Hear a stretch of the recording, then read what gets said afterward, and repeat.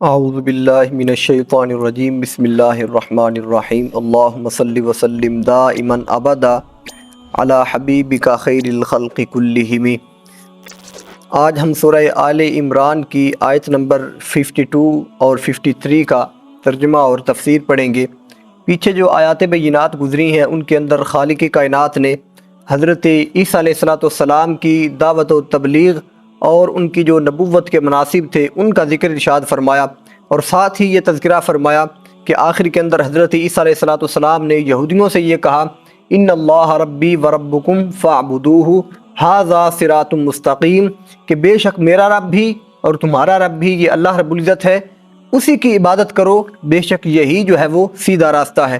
آج کی آیت طیبہ کے اندر خالق کائنات نے حضرت عیسیٰ علیہ السلام کے اس واقعے کا ذکر کیا کہ جب آپ علیہ السلام نے یہودیوں کے اندر یہ دیکھا کہ کون مجھے جو ہے وہ قتل کرنے کی سازش کر رہا ہے، وہ میرے اس دعوت و تبلیغ کو جھٹلا رہے ہیں، تو پھر حضرت عیسیٰ علیہ السلام اس وقت اعلان فرماتے ہیں کہ تم میں سے کون میرے لیے اللہ رب العزت کے دین کی خدمت کرے گا، اس کی نصرت کرے گا اور اللہ کے دین کی خدمت کے لیے میرے ساتھ شامل ہوگا۔ خالق کائنات نے ارشاد فرمایا فَلَمَّا أَحَسَّ عِيسَى مِنْهُمُ الْكُفْرَ، پھر جب محسوس کیا حضرت عیسیٰ علیہ السلام نے ان سے کفر اور انکار، یعنی کہ جب اس تبلیغ کا، اس ارشاد کا اور اس توحید کا انکار محسوس کیا، تو آپ علیہ السلام نے ارشاد فرمایا من انصاری الی اللہ، کہ اللہ رب العزت کی راہ میں کون میرے مددگار ہیں۔ تو اس موقع پر جن لوگوں نے حضرت عیسیٰ علیہ السلام کا ساتھ دینے کا فیصلہ کیا ان کو حضرت عیسیٰ علیہ السلام کے حواری کہا جاتا ہے۔ انہوں نے حضرت عیسیٰ علیہ السلام سے کہا قال الحواریون نحن انصار اللہ، ہم مدد کرنے والے ہیں اللہ کے دین کی۔ اب یہ حضرت عیسیٰ علیہ السلام سے عرض کرنے کے بعد وہ کہتے ہیں آمنا باللہ، کہ ہم ایمان لائے ہیں اللہ رب العزت پر، واشہد بأننا مسلمون، اور اے نبی یعنی اے عیسیٰ علیہ السلام آپ اس پر گواہ ہو جائیں کہ یقیناً ہم مسلمان ہیں، یعنی اللہ رب العزت کے ان احکامات کے سامنے، اللہ رب العزت کے ارشادات کے سامنے ہم اپنے سروں کو جھکائے ہوئے ہیں۔ اگلی آیت طیبہ میں خالق کائنات نے ارشاد فرمایا، پھر انہوں نے کہا ربنا آمنا بما انزلتا، کہ اے ہمارے رب بے شک ہم ایمان لائے اس پر جو تو نے نازل کیا، واتبعنا الرسول، اور ہم نے فرما برداری کی، اتباع کی رسول کی،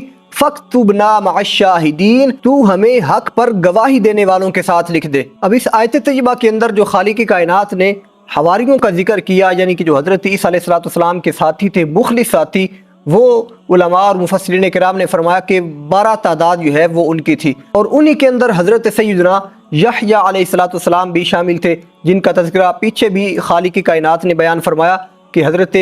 زکریا علیہ السلام کو جب بیٹے کی ولادت کی بشارت دی جاتی ہے تو ان کی صفت یہ بیان کی جاتی ہے وَمُصَدِّقًا بِكَلِمَةٍ مِّنَ اللَّهِ، کہ وہ اللہ رب العزت کے ایک کلمہ کی، اللہ رب العزت کے ایک فرمان کی تصدیق کرنے والا ہوگا۔ تو حضرت عیسیٰ علیہ السلام کے جو حواری تھے وہ 12 تھے، جو مخلصین تھے اور اول ایمان لانے والوں میں سے تھے، وہ ہر وقت حضرت عیسیٰ علیہ السلام کے ساتھ رہتے تھے۔ اب اس سارے واقعے کے بعد، یعنی جب حضرت عیسیٰ علیہ السلام یہود کے سامنے پیغام حق رکھتے ہیں اور یہود اس کا انکار کرتے ہیں، پھر حضرت عیسیٰ علیہ السلام جب ان میں کفر محسوس کرتے ہیں کہ یہ میرا ساتھ دینے والے نہیں ہیں، یعنی واضح طور پر ان سے حسد اور بغض کی جو بو ہے وہ آ رہی ہوتی ہے، اس کے بعد خالق کائنات نے ان کا ایک مکر اور ان کی جو سازش ہے وہ بیان فرمایا وَمَكَرُوا وَمَكَرَ اللَّهُ، اور یہودیوں نے بھی حضرت سیدنا عیسیٰ علیہ السلام کو قتل کرنے کا خفیہ منصوبہ بنایا، سازش کی، وَمَكَرَ اللَّهُ، اور اللہ رب العزت نے بھی حضرت عیسیٰ علیہ السلام کو بچانے کے لیے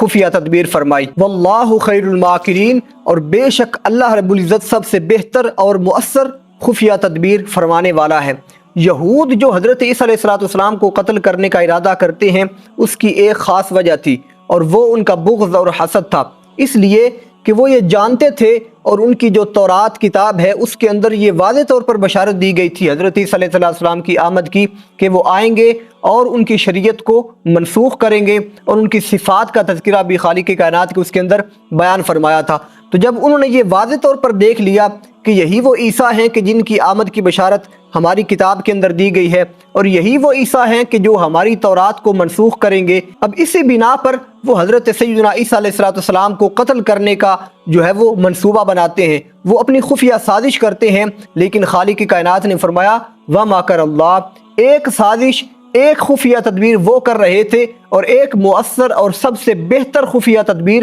خالق کائنات کی ذات کر رہی تھی۔ اور پھر فرمایا واللہ خیر الماکرین، اور بے شک اللہ رب العزت سب سے بہتر اور مؤثر خفیہ تدبیر فرمانے والا ہے۔ اور وہ خفیہ تدبیر کیا تھی؟ ایک سازش، ایک خفیہ تدبیر جو یہودیوں نے کی وہ یہ تھی کہ اپنے ہی لوگوں میں سے ایک شخص کا انتخاب کرتے ہیں کہ وہ حضرت عیسیٰ علیہ السلام کو نعوذ باللہ قتل کر دے گا۔ اب جب وہ شخص آپ علیہ السلام کے قتل کرنے کے ارادے سے نکلتا ہے تو اللہ رب العزت نے قرآن مجید میں ارشاد فرمایا وَمَا قَتَلُوهُ وَمَا صَلَبُوهُ وَلَٰكِنْ شُبِّهَ لَهُمْ، کہ نہ تو انہوں نے اس کو قتل کیا اور نہ ہی ان کو صلیب پر چڑھایا،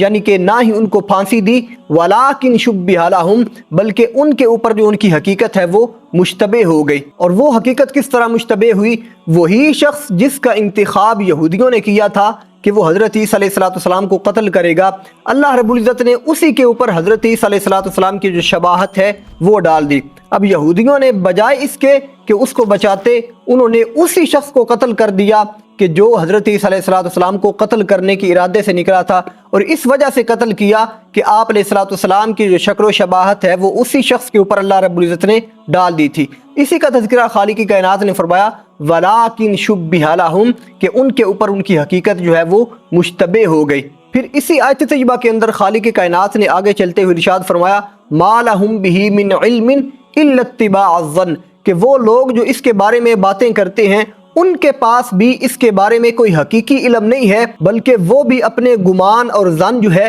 اسی کی اتباع کرتے ہیں۔ پھر فرمایا وَمَا قَتَلُوهُ یقینا، اور یقیناً انہوں نے حضرت عیسیٰ علیہ السلام کو قتل نہیں کیا، بل رفعہ اللہ الیہ، بلکہ اللہ رب العزت نے اس کو اپنی طرف اٹھا لیا۔